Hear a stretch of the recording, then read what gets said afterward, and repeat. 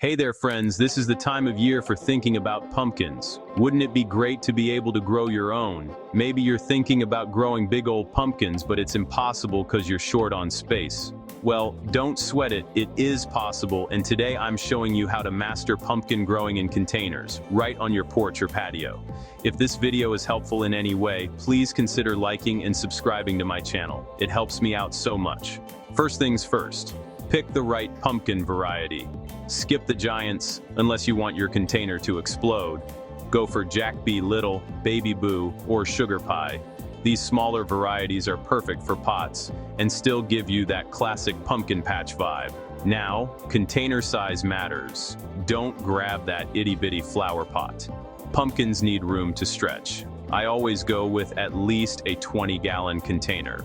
You might get by with a 10-gallon container for one small plant, but pumpkins will thrive in planters around 20 to 25 gallons. Drainage holes are a must, or you'll end up with soggy, sad roots. Next up, soil. Use a high-quality potting mix, not soil from the yard. Mix in compost for a nutrient boost. Pumpkins are hungry plants. Avoid soil that stays soggy. You want it moist, but not swampy. Plant your seeds about an inch deep, 2 or 3 per pot. Seeds sprout in soil above 60 degrees Fahrenheit or 16 degrees Celsius. And germination is best in temperatures between 70 and 95 degrees Fahrenheit or 21 to 35 degrees Celsius. Once they sprout, keep the strongest plant and snip off the rest. Trust me, overcrowding is a rookie mistake. Your pumpkin needs elbow room to thrive. Place your container somewhere super sunny. These plants love at least 6 to 8 hours of direct sunlight a day. Got shade? You'll get more leaves than pumpkins. Pumpkins thrive in temperatures between 65 to 95 degrees Fahrenheit or 18 to 35 degrees Celsius. And just a note, pumpkins are very sensitive to cold conditions. Frost will kill them. Now let's talk watering. Keep the soil consistently moist, but don't drown the roots. I stick my finger into the soil. If it's dry an inch down, it's time for a drink. Mulch helps lock in that moisture and keeps weeds out. Now, the don'ts. Don't forget to feed your pumpkin.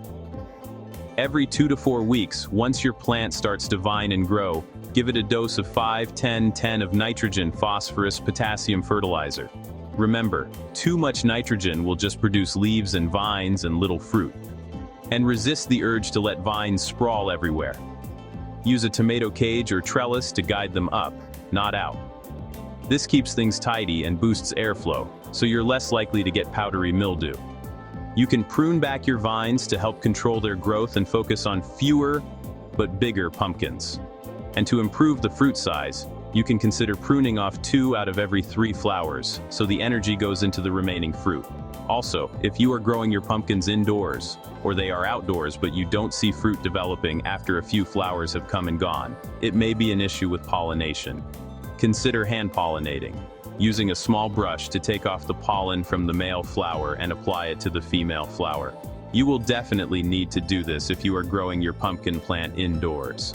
Watch for pests like squash bugs. They love pumpkins as much as you do. Inspect your plant every few days and pick off any unwanted visitors. And finally, patience is key. Pumpkins take a while, but when you see those orange or white beauties ripening right outside your window, it's all worth it. So grab a pot, some seeds, and give container pumpkin growing a shot. I promise, there's nothing like harvesting your own homegrown pumpkins, even in the smallest space. Don't forget to like and subscribe and leave a comment.